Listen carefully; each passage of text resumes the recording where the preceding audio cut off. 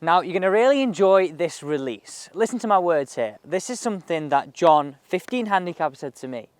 I struggled to release the golf club with power until I used this towel whip drill. Now, this is really simple, really easy. I'm going to show you from different angles with some slow-mos because I know you've all been asking for these.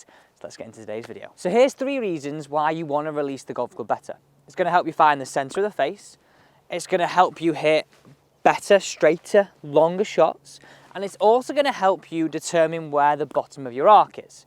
So when you've got an iron in your hand, this is going to help you get that ball then turf strike. Hopefully a little bit like this with my 4-iron here. Perfect layup down 15. It's also going to help you then hit up on your driver, which is going to help deliver so much more power. At the end of the day, we all want to hit it a little bit longer than all of our friends, don't we? That is something we want to do. So when you've got driver in your hand, having a better release will not only help you hit it straighter, more often, more consistently, also control the bottom of your arc with more power. Oh, tell you what, early morning drive into the fog, we would take them all day. Okay, this is what you need to do. Now, all of us are looking to whip that club through impact. We're looking for a motion, I'm doing this with irons and driver, that looks very much like this, okay? That left arm and the golf club sort of lining up after impact. Where I see a lot of golfers is line it up before. This sort of generates scoopy hits, adds a lot of loft. With irons, you're more likely to catch it thin and fat. With driver, more likely to hit it up and slicey, maybe even a bit hooky as well. So we're going to guard against that. The first thing I want you to think about here is, what do these hands do? What do we want them to do?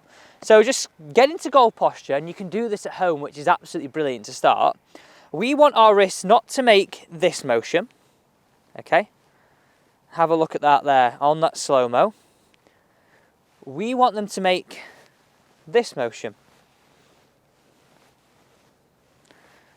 Now, obviously, we don't just want the arms and the wrists to do the work. We need a little bit of the body. So if I said to you, that's stage 1. Stage 2 in the release would just be turn your chest as I've got here and rock the belt buckle to target, trying to feel as though the chest stays where it is. Now have a look at that motion. That looks like separation, that looks like power, and that's going to help you control the bottom of the arc. Bring stage 1 and 2 in together, that's going to look very much like this. Now that's starting to look a little bit more powerful and a little bit more like something where we go, you know what, that looks a little bit closer to like what we see on TV. I can't strongly recommend this enough. I said this to one of my clients yesterday on the lesson tee. If you did those little moves, right, for 10, 15 reps every single morning, not even hitting balls, just getting the wrist to move correctly, getting the body to move, then combining it all together, you're going to make some long-lasting improvements into your game. So that's what we want to do. Here's how you're going to practice it. So it's now time for the towel drill. This is the best way I think you can bring it, how you can bring it into your game. You've got the why, you've got the what, which is vitally important, but this is how you can bring it into your game, so it's practical. So let's give you those scenarios. I said, when I was sort of showing you what we want to feel and what we want to see in your game, that a lot of golfers will release it early. What we want is it released down here, and all our power being sort of pushed in this direction, not this direction, when we throw it away early. So if I said to you, a tree, a towel, I know it's not a tree, it's the signpost for the 15th here at Mottram Hall, which actually is, well, it was covered in fog, but it's actually looking nice now.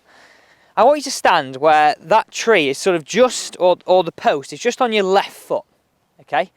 And I want you to make some swings where you feel you're going to hit that as hard as you can.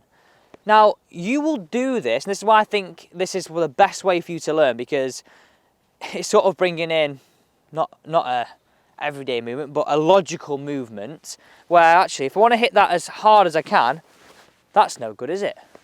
That's no good. The hips And the wrist, from what we just said there before, is going to allow you to hit this as hard as you can. Not hard, thrown away, hard as you can. Now look at that. This is exactly the motion I want you to make.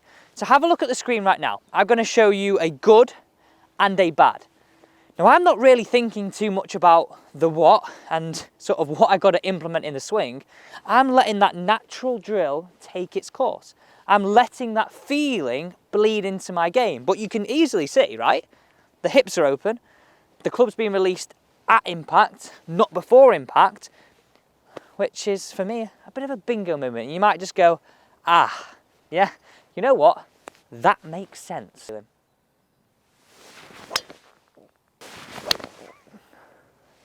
That was so much better than the first. Whew, look at them divots. Thanks so much for watching. I know that release is really going to help you deliver so much more power, so much more control into your game.